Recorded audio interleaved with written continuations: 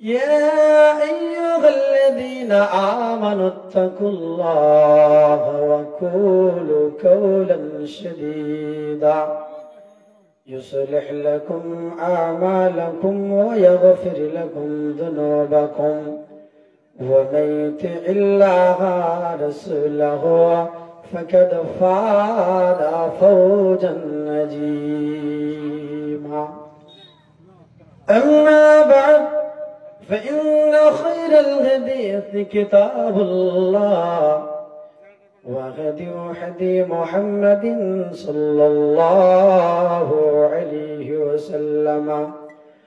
وشر الأمور محدثاتها وكل محدثات بدعة وكل بدعة ضلالة وكل ضلالة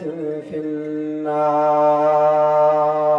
وقال النبي الكريم صلى الله عليه وسلم عن أبي هريرة رضي الله تعالى عنه أن رسول الله صلى الله عليه وسلم قال فوالذي نفسي بيده لا يؤمن أحدكم حتى أكون أحب إليه من والده وولده.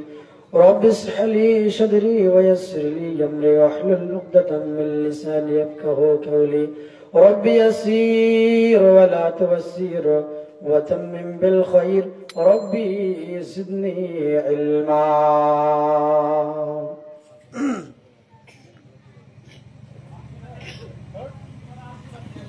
মরণ পাখি যে দিন সে করবে ডাকাডাকি থেমে যাবে জীবন তোমার বন্ধ হবে আঁখি। মরণ পাখি যে দিন সে করবে ডাকাডাকি থেমে যাবে জীবন তোমার বন্ধ হবে আঁখি। ওরে মন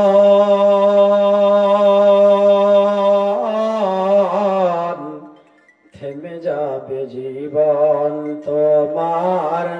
বন্ধ হবে আঁখি। দুনিয়াতে আছো তুমি টাকা পয়সা নিয়ে, মরণ পরে করবে দফন, মরণ পরে করবে দফন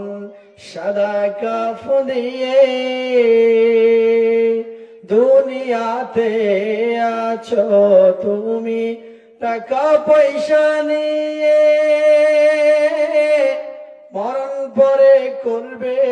দফন সাদা কাফন দিয়ে।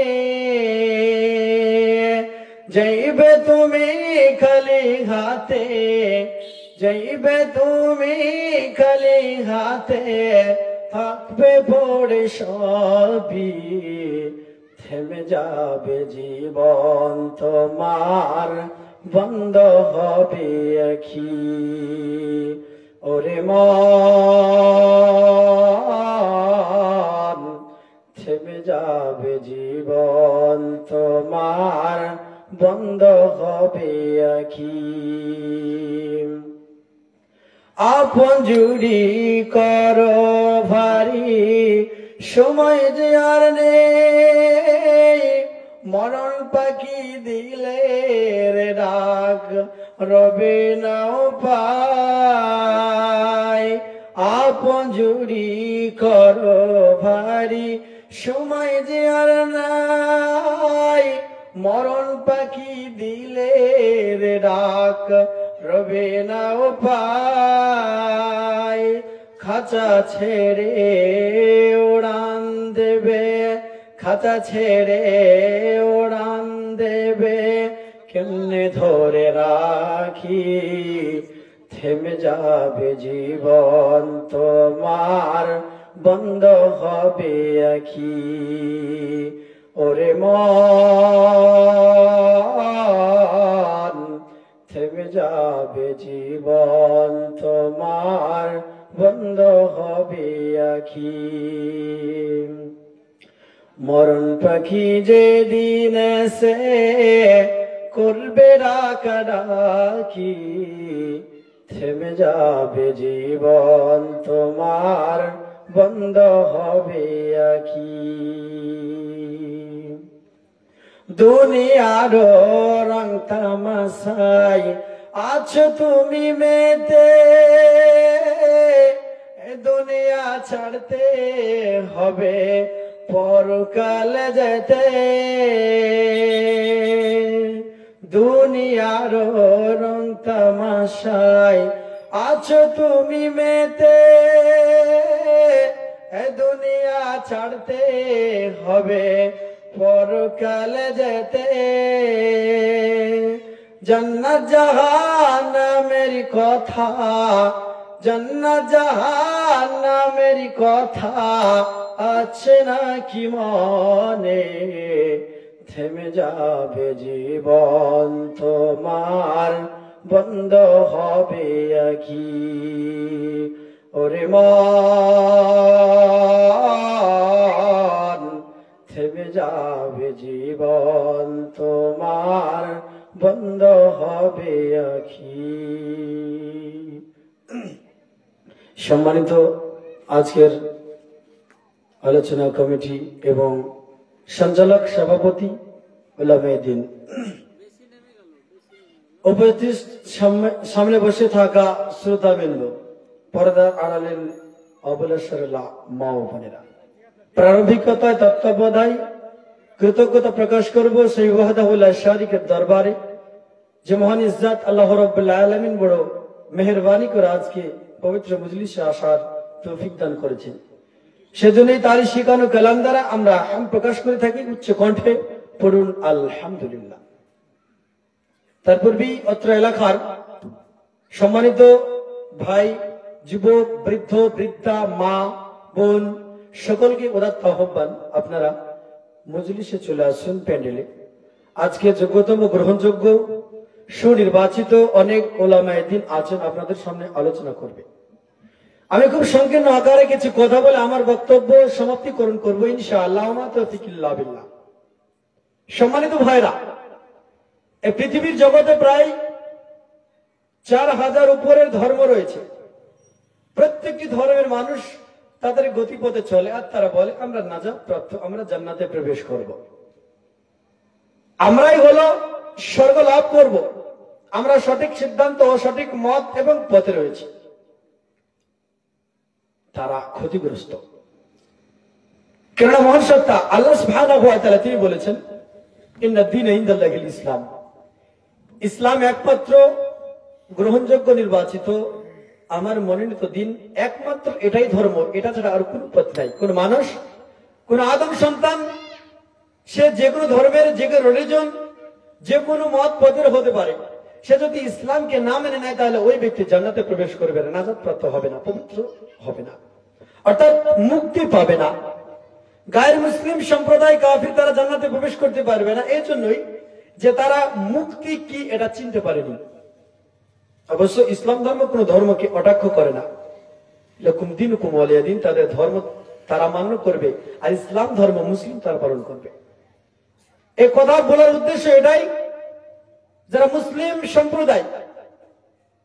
এবং যারা কাফের এদের মধ্যে পার্থক্য যারা মুসলিম এরা জান্নাতে প্রবেশ করবে অমুসলিম গায়ের মুসলিম মুসলিম এরা জান্নাতে প্রবেশ করতে পারবে না কাফের তারা জান্নাতে যাবে না তদ্রূপ ভাবে মুসলিম উম্মাহ সরাসরি জান্নাতে প্রবেশ করতে পারবেন না এই জন্যই যারা কে মুক্তি প্রদান করবে এটা চিনতে পারেনি যারা কাফের তারা কি মুক্তি প্রদান করবে চিনতে পারে মানে ইসলাম চিনতে পারেনি এই জন্যই তারা জান্নাতে প্রবেশ করতে পারবে না আর যারা মুসলিম এরাও সরাসরি জান্নাতে প্রবেশ করতে পারবে না কেননা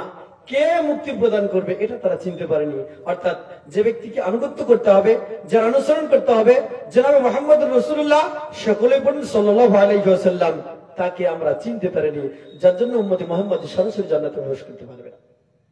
অথচ জান্নাতে যাওয়ার জন্য ভালো মানুষ হওয়ার জন্য আল্লাহ তাআলা কুরআনুল কারীমে একাধিক জায়গায় দায়িত্বহীন হিসেবে ঘোষিত করেছে যে আদম সন্তানকে সবচেয়ে মানবতা দিয়ে সৃষ্টি করেছে আপনি চলুন পবিত্র কুরআনুল কারীম খুলুন, সূরা 3 এর ভিতরে যে সূরাটা আমরা অনেকবার শুনেছি, আমাদের ঠুটুস্থ রয়েছে, তার ব্যাখ্যা আমরা বুঝি না। আল্লাহ রাব্বুল আলামিন তিনি বলছেন, আউযু বিল্লাহি মিনাশ শাইতানির রাজীম, বিসমিল্লাহির রাহমানির রহিম, ওয়াত-তিনি ওয়াজ-যাইতুন وطور سينين وهذا البلد الأمين لقد خلقنا الإنسان في أحسن تقويم। মহাসংবাদপত্র কুরআনুল কারীমের ভিতরে মহান সত্তা আল্লাহ রাব্বুল আলামিন আদম সন্তানদেরকে ডাক দিয়ে বলছেন, ওয়াত-তিনি ওয়াজ-যাইতুন, তিনের কসম করে বলছি, যাইতুনের কসম করে বলছি, ওয়াহাযাল বালাদিল আমিন, ওই মক্কা নগরীর কসম করে বলছি, তুর পাহাড়ের কসম করে বলছি, যাইতুন নামক উদ্ভিদের কথা কসম করে বলছি, তিন নামক ফলের কসম করে বলছি, লাকাদ খালাকনাল ইনসানা ফি আহসানি তাকওয়িম, মানুষকে সবচাইতে উত্তম গঠনে সৃষ্টি করেছি। শুধু তাই নাই, তোমরা শুনে রাখো, তোমরা জেনে রাখো হে আদম সন্তান, আমি আল্লাহ রাব্বুল আলামিন পৃথিবীতে